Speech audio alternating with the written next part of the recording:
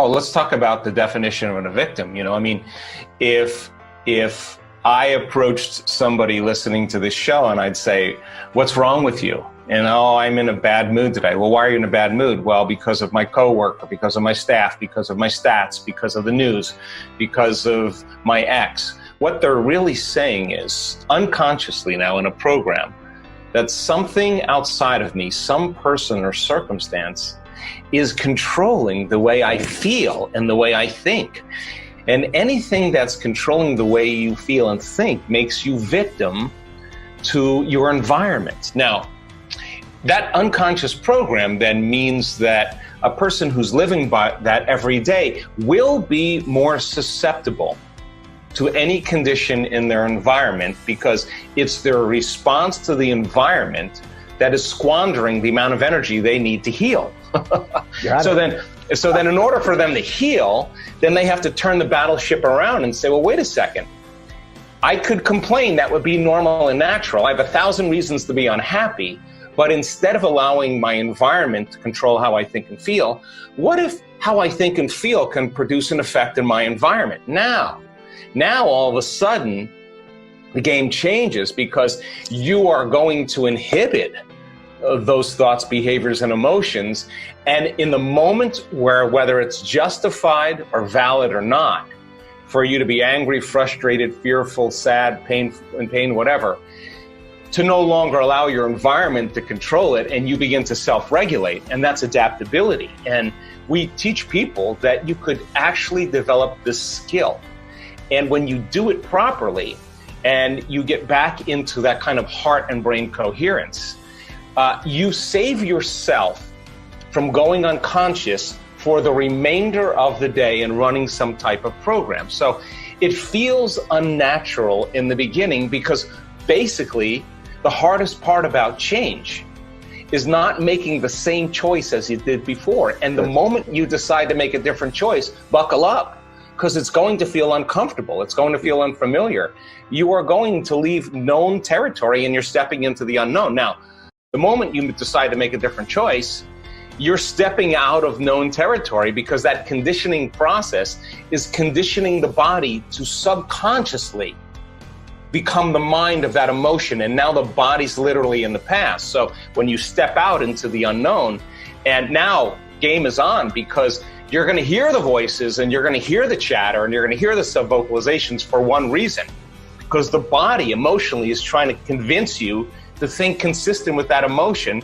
So you make the same choice, you demonstrate the same behavior, you create the same experience to reaffirm that same emotion. Then people say, well, this feels right. No, that feels familiar. So then after 10 years of research, we came down to a very clear understanding what to do and why to do it. And I think if you understand the what and the why, the how gets easier. And that means then when you sit down to create something new in your life, you're going to come up against all the things that have to change in order for you to arrive there. So that lighting that match in the dark place is all of a sudden coming up against thoughts like, I can't, it's too hard, I'll never change, it's my ex's fault, or,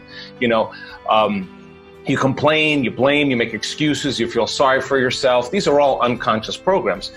You live for 20 years of feeling guilt, but you don't know it's guilt because you feel that way for the last 20 years. It becomes normal. It becomes normal, right? It becomes you. So then the premise is then once you become conscious of those unconscious states of mind and body, so conscious and so familiar with them, you wouldn't go unconscious of them in your waking day. Now you're out of the bleachers and you're on the playing field. So then the next fundamental question is, what thoughts do I want to fire and wire in my brain? And if I pay attention and I have intention, our research shows you begin to install new circuits in your brain. Keep repeating it, keep firing and wiring, and that hardware becomes a software program, and all of a sudden you hear the thought in your head that says you can.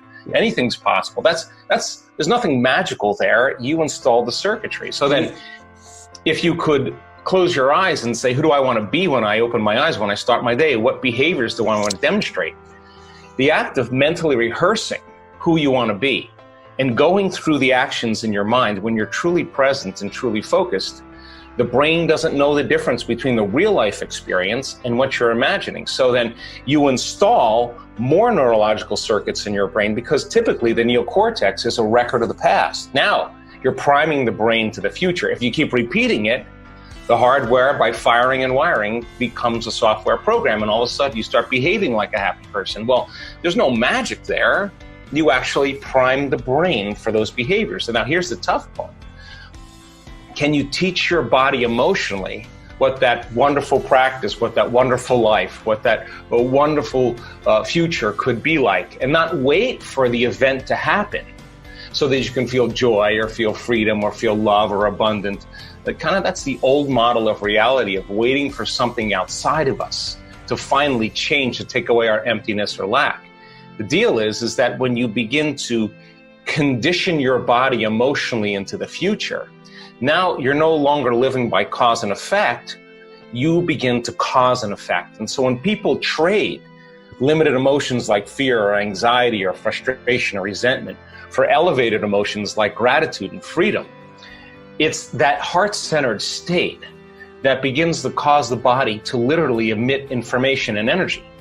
And that energetic release we have measured begins to cause the brain to begin to change, and it gets more creative. And so people then, when they truly change how they think, how they act, and how they feel, and they become so familiar with those thoughts, behaviors, and emotions, that they begin to create a new personality. Personality creates your personal reality. That's it. Yeah. And your personality is made up of how you think, how you act, and how you feel.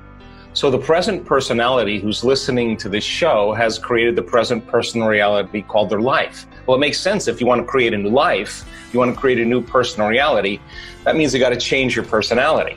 And I think most people try to create a new personal reality without changing who they are. Exactly. And so then what is the formula to become conscious of your unconscious thoughts? To notice how you act, how you speak, how you behave, to pay attention to how you're feeling. And the act of observing those states of mind and body, Dr. Ron, means you're no longer the program, because when you're the program, you're unconscious. So the first step to change is becoming conscious of that unconscious process.